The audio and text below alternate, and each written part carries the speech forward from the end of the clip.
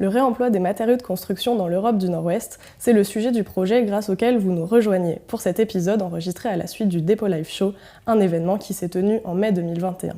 Architectes, confirmés, jeunes ou en devenir, maîtrise d'œuvre, maîtrise d'ouvrage, entreprises ou auditeuristes passés par ici par curiosité, l'objectif de cette série est de dresser un portrait de 3 organisations qui travaillent ensemble depuis 2018 à l'évolution des pratiques du réemploi sur un territoire commun. Rotor en Belgique, Salvo au Royaume-Uni et Bellastock en France. Pour ce 3e et dernier épisode de la série, je vais vous présenter pour Bellastock, depuis la création de son festival éponyme en 2006 et jusqu'à une professionnalisation de son activité, comment la coopérative a poussé le réemploi des matériaux de construction pour valoriser les territoires et leurs ressources, qu'elles soient matérielles, immatérielles ou humaines. Pour Bellastock, tout commence par un festival d'architecture, comme je le disais, dans des terrains délaissés, invitant de jeunes et futures générations d'architectes à construire et à vivre dans une ville éphémère pendant quelques jours, sur une courte période, et à essayer de combler le fossé entre la théorie et la pratique, entre la conception architecturale et la réalité du terrain, ce fossé qui a été ressenti par les étudiants en école d'architecture qui ont créé le festival et l'association aujourd'hui devenue une coopérative. Ces festivals étaient une façon d'aborder des questions qui ont forgé les savoir-faire de Bellastock. Avec quoi construire, quelles sont les ressources locales sur lesquelles nous comptons pour s'installer dans un lieu et le faire vivre, cette ressource pouvant être matérielle, immatérielle, humaine. Et il est intéressant de voir qu'aujourd'hui, nous abordons la même question dans toutes nos actions et projets, en rassemblant des personnes et en stimulant l'interaction de différents publics autour de la matière. Ce festival a été la porte d'entrée de Bellastock pour interroger la ressource territoriale et plus particulièrement le réemploi des matériaux de construction. Une grande question qui a rapidement émergé était « Que faire de tous les matériaux de construction à la fin d'un événement ? Que faire de ce stock de matériaux éphémères ? Comment construire une ville éphémère et anticiper en même temps sa déconstruction et faire en sorte de réintroduire des matériaux dans leur cycle original ou dans un nouveau cycle de matière ? Cela a soulevé des questions de gestion, d'anticipation, d'organisation, mais surtout, cela nous a poussé à comprendre les cycles des matériaux, l'économie et les personnes qui se cachent derrière ces matériaux et produits utilisés pour l'architecture.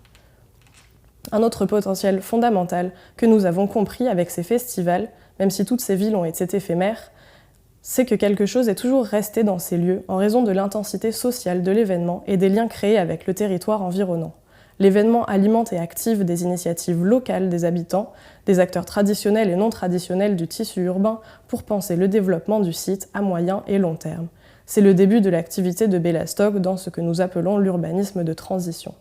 Le festival contenait donc tous les germes qui constituent notre organisation aujourd'hui. Économie de moyens, réemploi des éléments de construction, prise en compte de l'impact social et sociétal d'un tel événement et apprendre par la pratique. Pour rattraper le retard en matière de réemploi, nous avions besoin de l'énergie du fer. Alors, déchets ou ressources ? La réponse est probablement une question de lunettes. L'un des grands défis pour les personnes engagées dans le réemploi des matériaux est d'aider les gens, les acteurs du projet, à changer leur regard en relevant surtout un défi culturel de voir des déchets comme des ressources. Encore une fois, l'histoire est un bon point de départ pour réfléchir à la question des déchets et il existe une littérature abondante qui montre que les déchets sont une invention du XXe siècle. Parmi tous les acteurs impliqués dans l'économie circulaire, Bellastock se concentre particulièrement sur le rôle des architectes, qui sont un acteur clé pour aider à développer une nouvelle culture du réemploi directement dans le secteur du bâtiment. Pour les architectes, il s'agit d'une grande opportunité, à la fois de se connecter à la question de la matérialité et d'ajouter cette question à la considération de la forme et de la fonction d'un matériau ou d'un produit. Et d'autre part, c'est une grande opportunité pour les architectes de commencer un projet de construction avec l'existant et d'éviter de commencer par une page blanche en s'ancrant dans ce qui est déjà là. Les architectes sont alors absents du monde de la déconstruction. Le réemploi et la réutilisation sont une façon d'investir ce monde.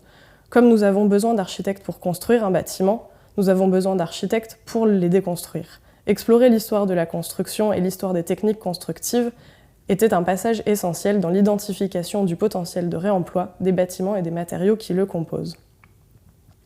La chaîne d'acteurs de la construction est fragmentée. L'architecte est, la plupart du temps, déconnecté de cette chaîne de production des matériaux. Il est étranger à la logistique, à l'aspect organisationnel, à l'impact économique et social du matériau qu'il prescrit. Et le réemploi est un moyen de créer de la confiance entre les parties prenantes d'un projet. La possibilité offerte par le réemploi est de relocaliser l'infrastructure de production des éléments de construction qui vont être mis en œuvre dans le projet. Cela pourrait offrir plus de résilience au territoire, et nous savons maintenant que la globalisation et la délocalisation générale de la production est une menace, particulièrement connue avec la crise sanitaire que nous traversons. L'architecte joue un rôle clé pour le réemploi et peut explorer le potentiel d'un matériau de construction pour le détourner de son usage initial, agissant alors pour la réutilisation complémentaire au réemploi et permettant de donner une seconde vie à des matériaux qui ne peuvent plus assumer ce pourquoi ils ont été fabriqués au départ. La réutilisation stimule la créativité des concepteurs et ou artisans pour concevoir de nouveaux matériaux. Nous avons découvert que cette pratique pouvait être adaptée à différentes échelles, celle de l'objet, du mobilier, du bâtiment, et mise en place dans de nombreux contextes différents. Faisons un focus sur la déconstruction. En 2012, Bellastock, en tant qu'association, organise son 6e festival nommé le Grand Détournement. Ce festival a lieu à l'île Saint-Denis, un site jouxtant les entrepôts du printemps qui devait alors être démolis. Le thème du festival est alors le gaspillage, les déchets et le réemploi des matériaux de construction.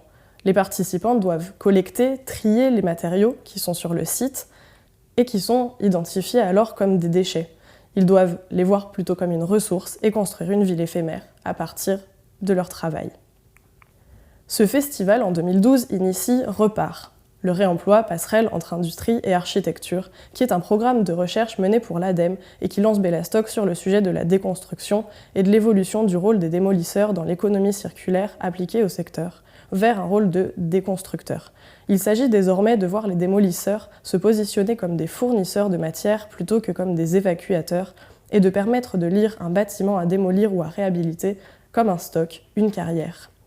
Bellastock a l'opportunité pour cette étude de rester sur le site des entrepôts du printemps et de créer ActLab, une plateforme d'expérimentation qui est devenue un outil pour stimuler les pratiques de réutilisation et de réemploi. Sur le site ont été expérimentées des méthodes de déconstruction, de démantèlement. C'est aussi devenu un outil logistique pour stocker des matériaux et pour mettre en avant leur réemploi, en expérimentant des manières de les stocker. C'était enfin un lieu de prototypage, de réemploi, des éléments qui avaient été collectés sur le site. Une fois l'étude Repart achevée après 2 ans de travail sur les méthodes de déconstruction, le besoin se fait sentir de poursuivre les recherches pour trouver des débouchés pour ces matériaux dans les projets architecturaux et urbains. Le 2e volet de l'étude Repart a donc été lancé en 2014 et porte sur l'intégration des matériaux de réemploi dans les projets architecturaux, tant en phase d'étude qu'en phase de construction, et notamment par l'expérimentation à nouveau, par le prototypage et le test sur site de techniques destinées à être proposées aux nombreux acteurs de la construction. Cette étude, qui vise entre autres à massifier les pratiques de réemploi, met également en lumière l'enjeu de parler un langage commun et d'équiper tous les acteurs des projets pour faire face à des techniques et des matériaux encore peu courants à l'époque. Pour ce faire, Bellastock est allé chercher différents acteurs des projets de construction, des assureurs, des bureaux de contrôle, afin de les mettre autour de la table et d'évoquer dans une dynamique collégiale les enjeux, défis et leviers de la mise en œuvre du réemploi à l'échelle de l'architecture et de la ville. L'écriture, l'expérimentation, la proposition et la publication de ces méthodes permettent de mettre en relation différents acteurs autour du projet et de développer des filières de réemploi spécifiques aux projets concernés dans le but de relocaliser les filières de production de matériaux pour un projet en particulier. Le défi culturel posé par la réutilisation des matériaux de construction est également abordé à travers l'urbanisme de transition et la mise en place d'outils tels que des plateformes de transformation de matériaux in situ pour les besoins spécifiques du projet.